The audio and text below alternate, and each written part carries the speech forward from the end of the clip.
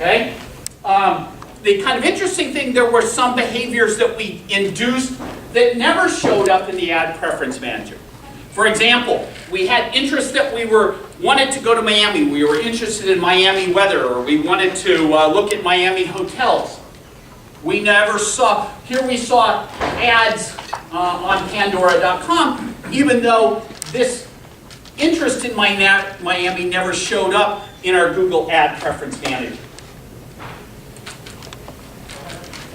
Okay, so here's a kind of a result chart of kind of showing, so in each case the blue is the percent of sessions that a particular behavior showed up in if it was not induced, and the yellow was if it was induced. So if we induced a behavior, we see in a pretty high percentage of these sessions that we saw ads for that behavior, which is what we would expect.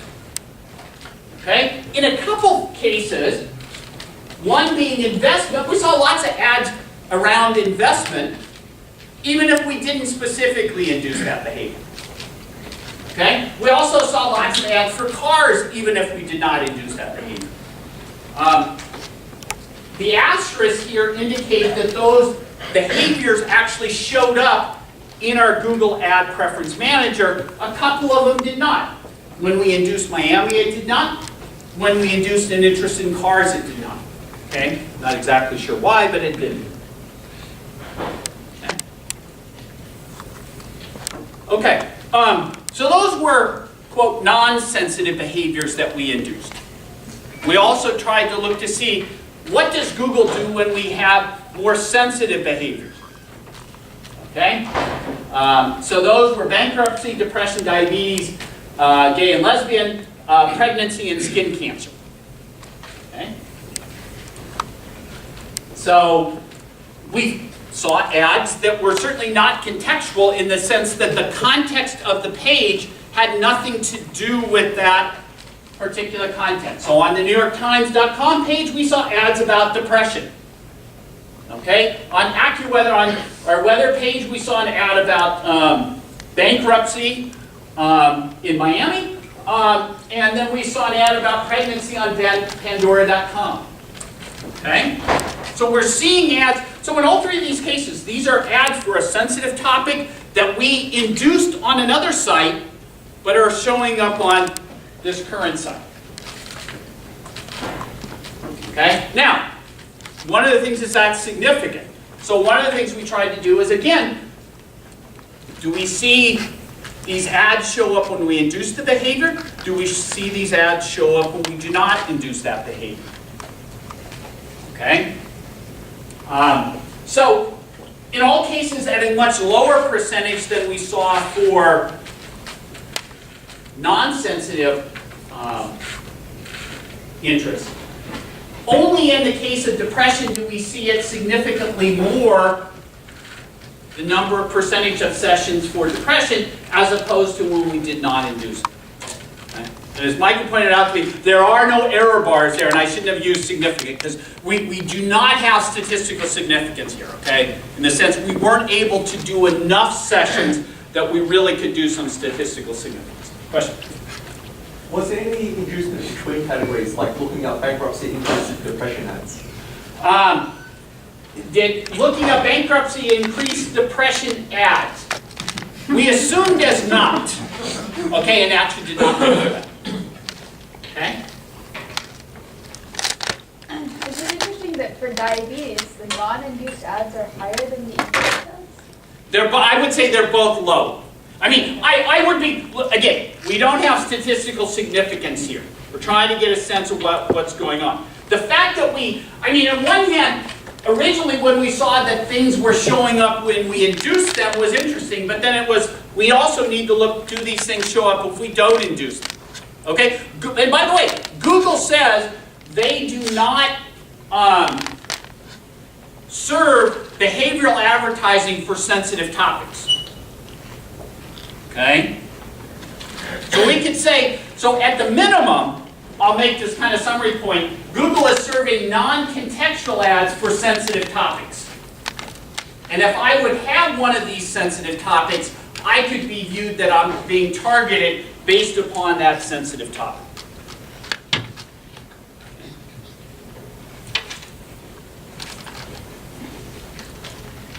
All right, let me go back. Sorry. Yeah, that's So, okay. For example, so this was when your profile was 65-year-old male approximately? That's interesting.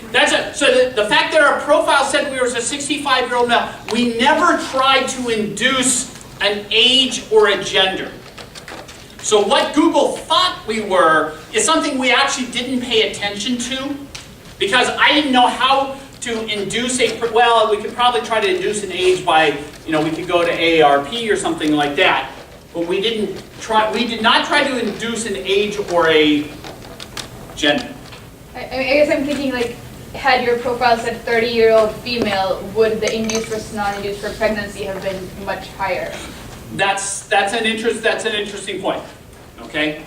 So in pregnancy case, we induce that by doing a search for pregnancy on particular sites, like on a health site or something like that. I guess I'm also wondering if that explains the depression and the diabetes. Like, is that, like, older person, so maybe there's more health risks? Perhaps. Okay, so we also looked at Facebook for exactly, and one of the reasons I wanted to look at Facebook was Facebook, particularly at the time we were doing this, was very much in the news. Well, this Facebook icon is showing up on when I go to CNN, it shows up there. Facebook knows that I'm going there. Okay? So is Facebook using that information? Okay? So we looked at Facebook and we induced interest or not induced interest in 4 ways with Facebook. We never did anything with a particular interest. Okay, it was kind of our baseline case.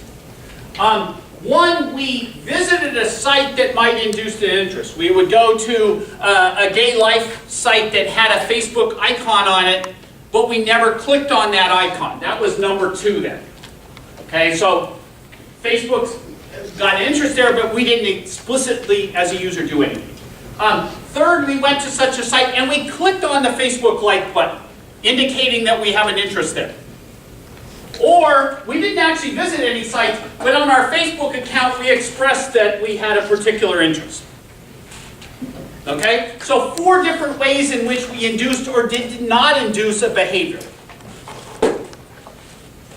Alright? So, we were interested in biking. We would see ads for bikes here, and our user lived in New York City, so this is ridebrooklynNewYork.com here. Nothing surprising. Okay? So here's kind of a big summary chart of 4 different ways, the blue, yellow, green, red.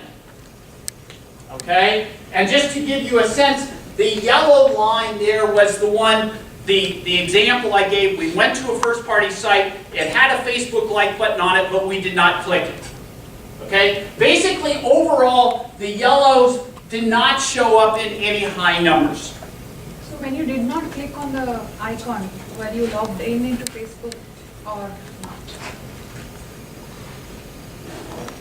When I did not click on the icon, was I logged into Facebook? Yes, I think we were. Okay? All right? The 2 places that consistently are pretty high here are the green and the red, that we explicitly did a Facebook like, or that we had on Facebook, we had said we're into biking or we're into hiking or whatever the interest was that we had. Okay? And on the left we have non-sensitive topics, and on the right we have sensitive topics. We had biking, fishing, and hiking. Okay? But one of the things that was interesting, and it wasn't necessarily what we were going for in terms of looking at, but Facebook's, one of the natural things is, well, what does Facebook say about the ads that they show you and I when you log on to your Facebook account? Facebook actually has text on guidelines for ads that Facebook says, and I quote, ad text may not assert or imply directly or indirectly within the ad content or by targeting a user's personal characteristics within the following sensitive categories, and lists 6 or 8 different categories. One is health condition. Again, the other is another one is sexual preference. So a couple ads that show up. One was an ad on diabetes, when we said in our profile that we had diabetes, in our Facebook profile. Another one showed up for gay-friendly real estate, again, when we had identified that our Facebook profile that we were gay. Okay? So on one hand, ad text, I would argue, is targeting personal characteristics.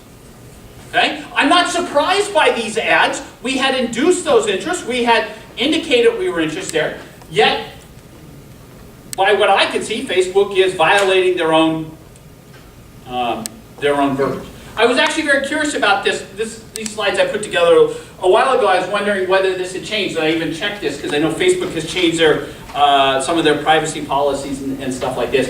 This exact same text is still there. Okay?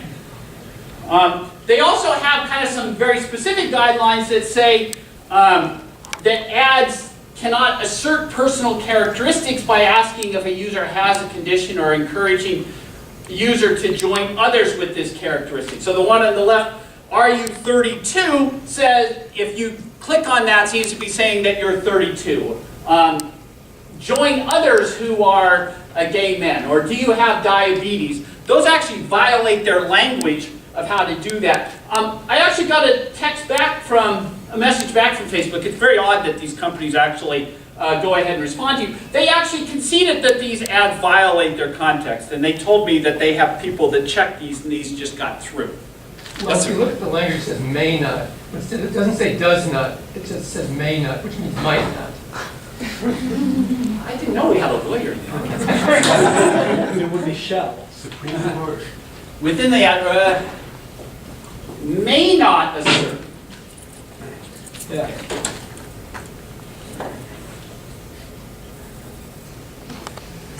So it's really a weasel way of saying maybe it does, maybe it doesn't. Which is their way of getting out of, implying these things. You may have hit on it. I mean, on one hand, I'll be honest, this is not what we were looking for. But as a byproduct of looking at the ads that we're surveying, it was kind of natural. What are the guidelines that they have? Okay? I'm not surprised by any of these ads that I'm showing here. But they do seem to not fit in very well with what Facebook says they do. Okay. So overall, this kind of study and this kind of a wordy slide here. So Google, in terms of the ads we saw, generally showed evidence of things that we expected. So we expect things like behavioral ads. I expected them to use our location. Some unexpected things where certainly the ad preferences manager didn't always match up to things that we were inducing. Okay? Sometimes they showed sensitive things in non-contextual ways, which certainly could be construed as behavioral if indeed I have that behavior. Okay? So we did not find any clear evidence. It's always dangerous to say it's not there. Okay? We certainly did not see any clear evidence that Facebook ads are shown based on non-Facebook behavior. Okay? So just because Facebook happened to have a little icon there on that page, that doesn't mean we didn't see anything that Facebook was using that information. Okay? If we went back and did that study again today, maybe that has changed. But at the point in time we did the study about a year ago, we didn't see anything. Okay?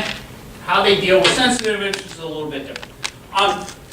To some degree, we tried to on one hand, trying to even put together such a study like this is not easy. And I had some students that was trying to do things in a little bit more of an automatic way, and it was, let's just simply say, it didn't go as well as I would have liked. So that's kind of an ongoing piece of work. Okay. Not doing too bad. Okay, so I'm going to finish up by just a kind of few parting thoughts in terms of, well, okay, so where are we at with all of this, and where should we be, and what, if we're concerned about this, what do we want to do?